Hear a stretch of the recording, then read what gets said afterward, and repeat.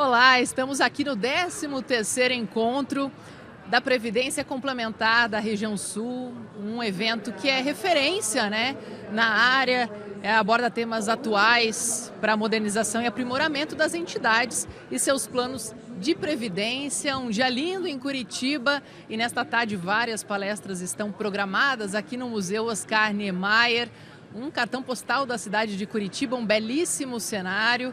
E a gente vai, claro, conversar com algumas dessas personalidades que estão passando por aqui. Você acompanha a gente através do canal da Previpar. A gente está aqui para começar, olha só que honra, com Carlos Piazza, que vai conversar com a gente sobre um pouquinho do que ele vai trazer na palestra desta tarde de quarta-feira aqui em Curitiba. Inovação, sustentabilidade, tecnologia.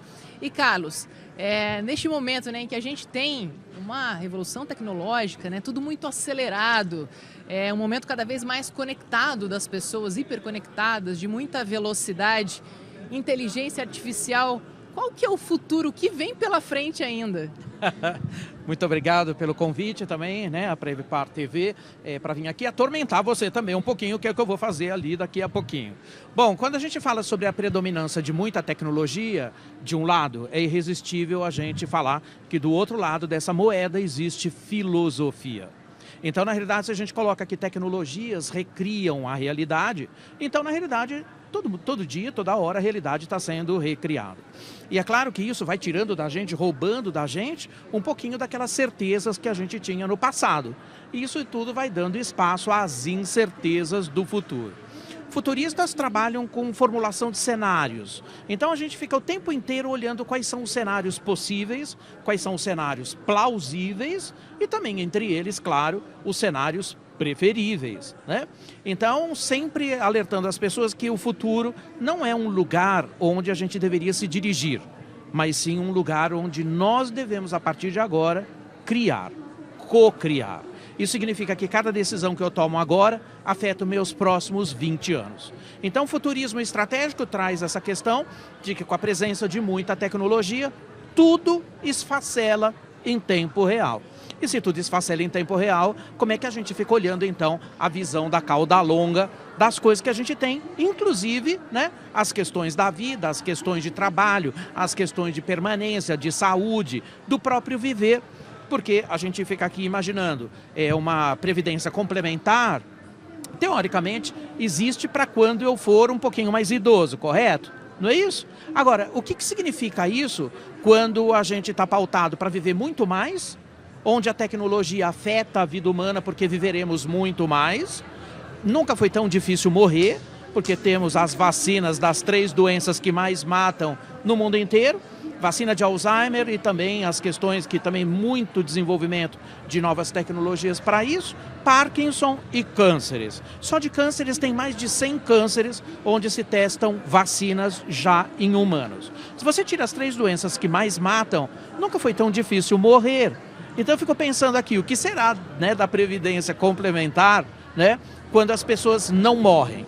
E não só isso, como as questões também de trabalho, onde a gente enxerga o colapso do emprego em prol de trabalho. Trabalho e emprego são coisas completamente diferentes e as novas gerações já olham isso com um pouquinho de cuidado ampliado para frente. Ou seja, eu vim falar de quando tudo sai do trilho ao mesmo tempo. Durante a pandemia, muita coisa se acelerou, Eu acho que é algo que talvez estivesse previsto até, mas muita coisa se antecipou. As pessoas passaram a trabalhar de casa, enfim. E hoje existe muito questionamento também em relação a horários rígidos de trabalho. Eu preciso estar presencialmente lá no meu trabalho? Eu tenho que trabalhar das 8 às 18? Esse padrão é coisa do passado já?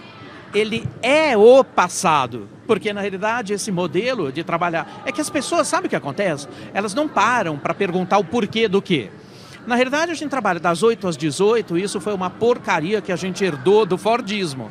Verdade. Por quê? Porque os homens, porque dependia da força bruta.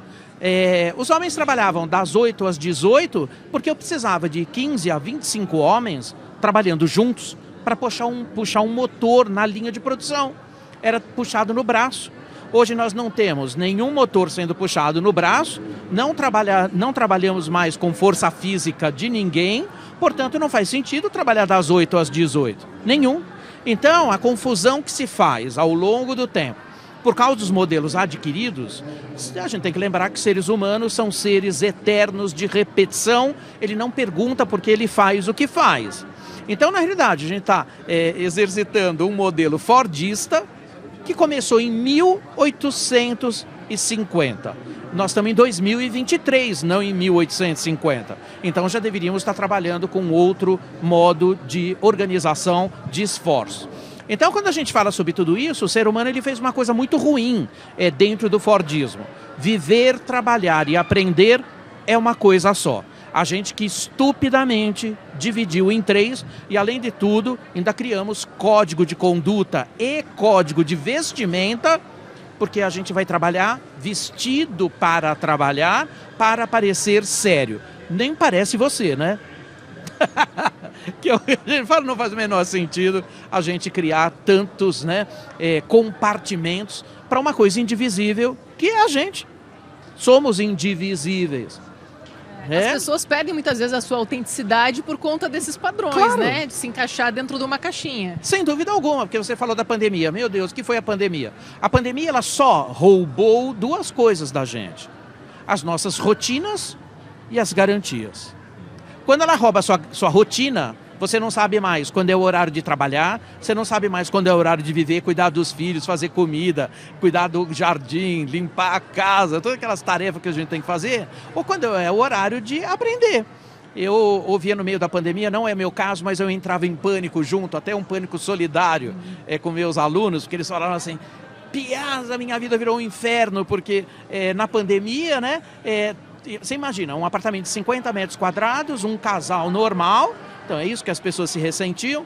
Piazza, eu, minha esposa, trabalhando home office em casa, com 2 crianças fazendo homeschooling, em 50 metros quadrados.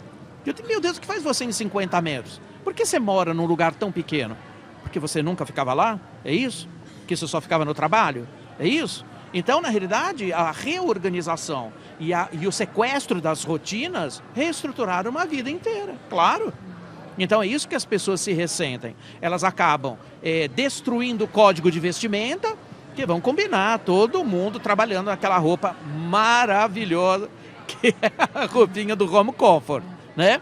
Todo mundo destruído, bonitinho. De pantufa e pijama da cintura para baixo. Para se vingar do mundo, não é isso? Até mais ou menos bonitinho para cima. Mas lá embaixo é a expressão da destruição, não é?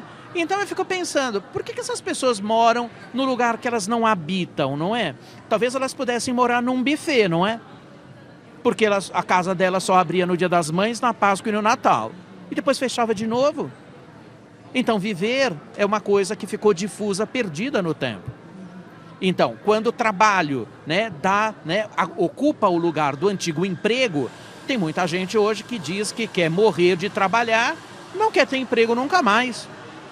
Então vira dono do seu nariz, coloca um propósito muito claro na frente e vai.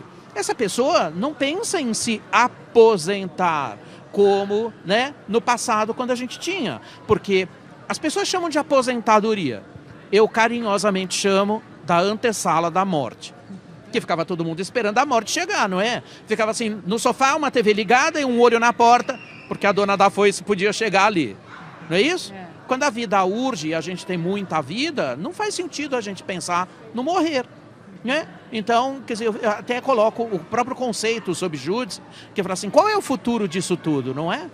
Não é? Então, será que eu vou colocar dinheiro para frente esperando o dia que eu vou morrer? Sabendo que eu tenho tecnologia que não vai me deixar morrer e que me empurra mais para frente? Olha, nem 100 anos de terapia tira a gente dessa discussão. É uma loucura mesmo, né? Uma baita reflexão. E parece que muitas vezes também as pessoas passaram a se perceber melhor, né? Com essa questão de, por exemplo, conhecer mais a sua casa, conhecer as pessoas da família e começar a entender melhor o que elas gostam de fazer e questionar o próprio trabalho, né? Então, o ideal, o luxo, digamos, da nova fase, né? Do futuro do trabalho passaria por essa qualidade no que se faz, também no que faz sentido para a pessoa, né? E não simplesmente aquela automatização, fazer porque eu tenho que pagar boleto. Claro, porque tem muita gente que acha que felicidade é pagar boleto, né? Mas isso é uma ideia criada lá na educação de base, não é? Porque na realidade a gente tem que aprender um monte para a gente ter um estoque de conhecimento, para a gente depois ganhar um bom emprego, para a gente ganhar um bom salário, para ter coisas. E o ser nunca aparece, não é? De repente, sob uma condição onde você é empurrada, né, para o mundo real, como a gente sempre fala, né, a pandemia representou isso, porque do outro lado ela roubou da gente as garantias. A garantia do seu emprego, porque muita gente perdeu o emprego, muita gente teve alterações, muita gente voltou para os seus lugares de origem, o que é muito positivo. Saudade da mãe, saudade da comida da mãe, saudade dos pets. Eu tenho uma aluna que voltou para o Piauí, sabe o que ela disse para mim? Piaz, eu estou tão feliz. Falei, meu Deus, conta logo para a gente, né? Por que você está tão feliz? Ela falou assim, agora eu posso viver com meu pet. Eu falei, mas que pet você tem? Ela morava em São Paulo. Mas que pet você tem? Eu falei, eu tenho um porco. E agora eu posso viver com meu porco lá nos Cafundó do Piauí, mora com a mãe, come comidinha de fogão de lenha que a mãe faz. Eu falei, você vai ter que arrumar um espaço para mim também, porque eu quero ir embora para aí. Deu vontade, né? E como enxergar de forma inovadora, né, nesse novo cenário, os fundos de pensão? Que é algo que a gente traz há tanto tempo, né? Então, é muito doida essa sua pergunta, não é? Porque eu não sei nem se é um fundo mais, não sei nem se terá pensão. Né? Então já começamos a colocar em júdice as próprias palavras. Porque se a gente tem pessoas que vão viver mais e tem pessoas que vão expandir suas vidas para outros horizontes, eu fico imaginando quanto é difícil dar sustentabilidade financeira para esses fundos. Porque se as pessoas não exercitam o direito do saque desses fundos, é claro que, né, as organizadoras desses fundos estão colocando recurso lá. Porque você tem que garantir, né, quando essa pessoa for colocar isso tudo em ação. Como a gente não sabe quando isso pode ser, eu fico pensando aqui como estruturar um fundo que olhe longo prazo. Talvez a gente não esteja preparado para isso, porque tudo era muito lógico, não é? As empresas consideravam 40, lá dos 20 até os 45, 50, ela tinha uma janela de trabalho onde você poderia recolher e depois você sabia qual era a expectativa de vida. 70 anos, 78 anos, então eu tinha uma janela muito previsível. Hoje, quando a tecnologia rouba isso, eu não sei do que eu estou falando. Então, será que esses fundos terão a chance de ganhar sustentabilidade financeira para ganhar fôlego, para combater o que a tecnologia está trazendo? Eu tenho minhas dúvidas, né? Outra coisa importante, quando a gente olha o colapso do emprego em prol da realidade do trabalho, que trabalho e emprego são coisas diferentes, pessoas que estão se aventurando com um propósito muito claro, não esperam aposentar. Eu faço parte desse grupo. As pessoas me perguntam às vezes, Piada, você já aposentou? Eu falo, eu não faço a menor ideia o que é isso.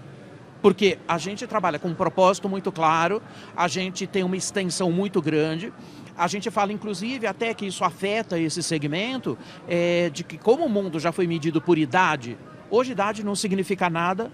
Então, quando a gente fala da questão do etarismo nas empresas, nós estamos combatendo aquele olhar do passado que considerava uma pessoa de 50 anos velha. Isso não tem nada a ver. Vivemos um mundo de Pangera, onde idade não faz sentido nenhum, porque a força bruta do trabalho industrial foi substituída pela atividade cerebral do mundo digital, que requer inteligência. Inteligência não é um assunto de gênero, inteligência não é um assunto de idade. Por isso que se fala tanto até na outra porcaria do Fordismo, que a gente insiste em regar com uma plantinha carnívora. Por que mulheres ganham menos?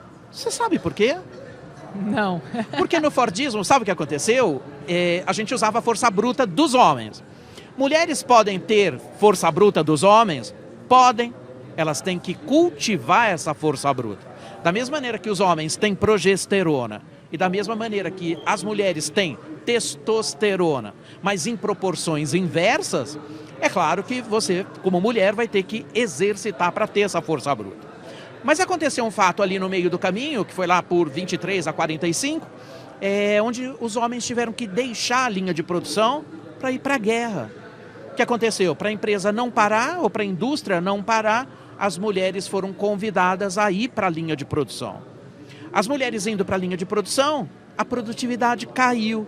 Claro, mulheres não têm a força bruta desenvolvida dos homens. Elas podem adquirir numa régua de tempo que não podia ter naquele tempo. Então, o que aconteceu? A maneira que as empresas equilibraram, então, essa falta de produtividade, o que elas fizeram? Reduziram o salário. Hoje, ninguém está trabalhando em linha de produção, hoje eu preciso de inteligência, não força bruta, e as mulheres continuam recebendo menos, como se elas tivessem produtividade de menos. Então você vê como a gente carreia a coisa do passado? Então você faz uma pergunta engraçada, como é que eu vou pensar no futuro se eu não desgrudo do passado? É um sistema enraizado ainda lá atrás, né? Que está preso ao passado. Então precisa se atualizar, precisa olhar para frente realmente, né? É isso aí. E olhar para frente é o grande problema, porque as pessoas morrem de saudade do passado, tem gente que mora num passado que não quer abandonar. É uma zona de conforto, né? Às vezes. É uma É, zona de desconforto. É só conforto, porque a zona nós temos hoje, né? Que nem a gente brinca de dizer. Nós estamos na zona. A zona de conforto ela é nada no fim, porque ela é só uma ilusão do que você viveu no passado. Mas projetar um futuro a benefício de todo mundo, considerando tudo que a gente tem de enviesamento, é praticamente recriar o que a gente está fazendo. Quando a gente olha também as questões de sustentabilidade ESG, o mundo que é desincronizado por causa de uma grande aceleração, só existe uma única alternativa agora, que é olhar então a única possibilidade que nos sobra, que é dar um passo atrás. Dar um passo atrás significa o Great Reset, que o Fórum Econômico Mundial publicou durante a pandemia, todo mundo pode pegar lá no Amazon, leia, é uma boa recomendação, e que ele fala o seguinte, Covid-19 talvez tenha vindo para chamar a atenção da gente que não há uma outra alternativa a não ser colocar pessoas e o planeta em primeiro lugar, todo o resto vem depois. Uma grande reflexão. Carlos, muito obrigada pela sua atenção, uma ótima palestra daqui a pouquinho. E daqui a pouquinho a gente volta, né, com mais bastidores desse grande evento que começa hoje em Curitiba.